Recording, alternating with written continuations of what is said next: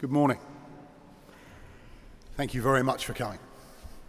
I'm going to talk to you now about my day yesterday. You might have guessed it was pretty manic. I was trying really hard to get the parental and pupil communications right and to help lead the staff body through as challenging a time as anybody currently working in education can remember. It was a grueling day anyway, and by 5:30 I was ready to collapse. Then the Education Secretary and the Prime Minister both spoke at the same time, which was quite frustrating actually. You will all have seen it. The headlines on the newspapers this morning were clear and frank. The Times went with "exams cancelled as virus forces schools to shut." The Daily Mail went with "schools out, exams axed, deaths soar and army in." Well done, the Mail, doing their bit to keep things as calm as possible. The Express went with "the Queen keeps smiling through." Hardly surprising. The Prime Minister said that grades will be awarded through an alternative system. However, when he was quizzed on this, it was clear that he didn't yet know what the alternative system would be. There was lots of no clue. There are no details beyond the fact that the exams which you have been preparing for over the last 2 years will not happen. The Education Secretary, Gavin Williamson, told the House of Commons yesterday, "I can confirm we will not go ahead with assessments or exams and that we will not be publishing performance tables for this academic year. We will work with the sector and Ofqual to ensure children get the qualifications that they need." I've worked in education for 20 years. I don't know what he's talking about. This is devastating news. Those of you who I've spoken to have been really quite upset by the fact that the exams won't be going on. Those of you know that you're in good shape and that you were gearing up for a slog through revision over the coming weeks and months, and that you were, in a perverse sort of way, quite looking forward to the challenge. You will be asking the question, quite rightly, what next? We are asking the same questions. The government has said that more details will be given tomorrow on how pupils will be awarded grades in the absence of exams. You will, I know, be really worried about sixth form entry. You will want to know what Prior Park will do in regards of who can and cannot come into the sixth form here in September. I will say this to you now. Your grades at GCSE were only ever one part of a much broader picture that would determine your ability to come back here for the next 2 years.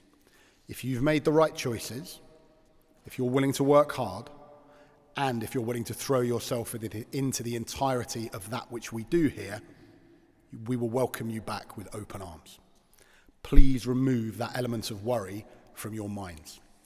The next step is one that you will all be able to take, and one that we will help you to take.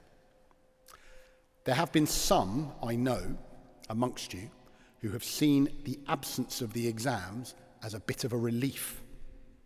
Some of those who haven't, perhaps, been working as hard as they could have over the past couple of months, and who were daunted by the scale of the mountain that they were going to have to climb before walking into that exam hall in May. Some of you may, in a misguided fashion, be thinking that you don't have to work anymore. Feet up, Netflix on, relax. Now, whilst I don't know what the government will say tomorrow, I will say that that could not be further from the truth. The government could choose to use predicted grades. They may choose to use teacher-assessed work. They may even choose to change their minds and go ahead with exams rescheduled later in the year. It is all completely unknown. But nearly every scenario that I can foresee is going to involve you keeping on working hard over the coming months. There will be those of you who are tempted to throw up your hands in despair, burn your notes, and say it's all for nothing. This nihilistic approach isn't going to help you, and it's not going to help your future. The coming months are going to be defined by your ability to keep going in the face of uncertainty.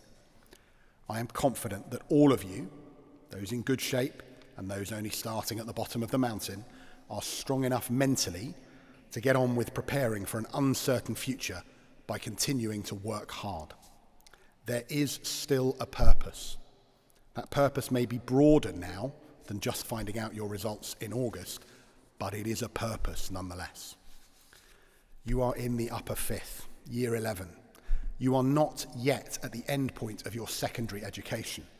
This is an annoyance. It is not the end of days. Some of you will already be thinking of university applications. You will know just how important the GCSEs have been in recent years for universities. There aren't really AS levels anymore, and so GCSEs have been the thing that unis have made to use to make sure that they get the right people in for the right courses. Don't worry about this now. Universities will adapt. Exam boards will adapt. We will adapt. Universities want the best students on their courses. And we, of course, want to help you to get onto the right courses. Some of you will be really stressed out about this. Some of you will be angry. Some of you will snap at each other. Some of you will snap at your parents. Some of you might cry.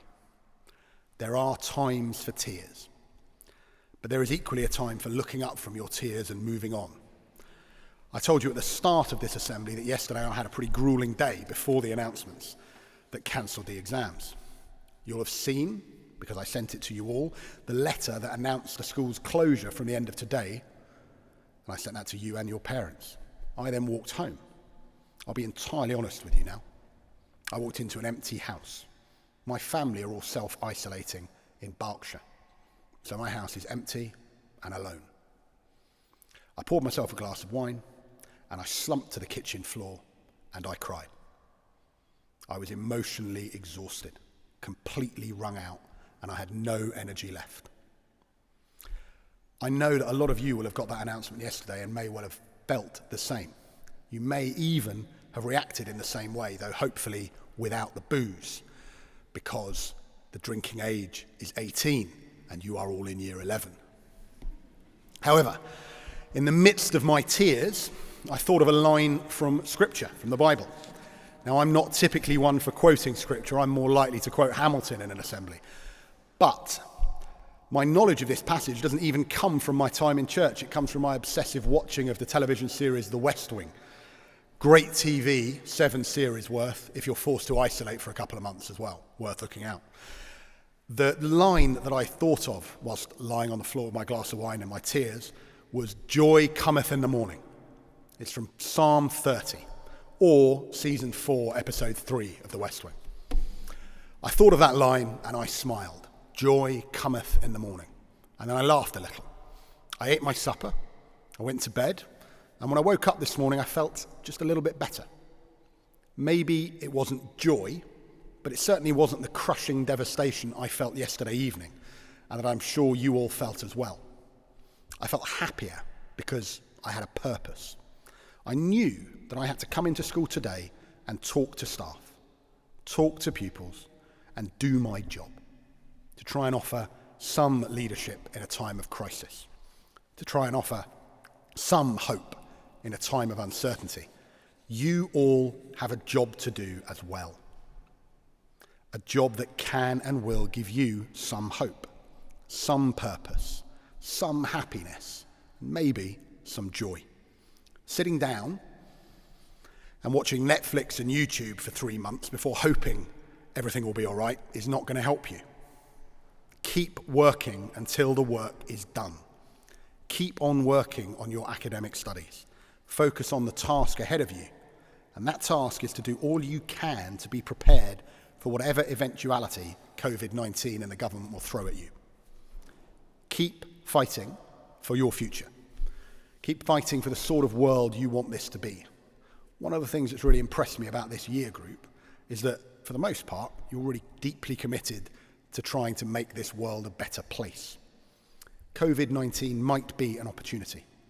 It might show us all how we can work slightly differently, how we can have less of an impact on the planet, how we can work together, and how we can change the world to be a better place. As strange as it might seem, that movement starts with you today.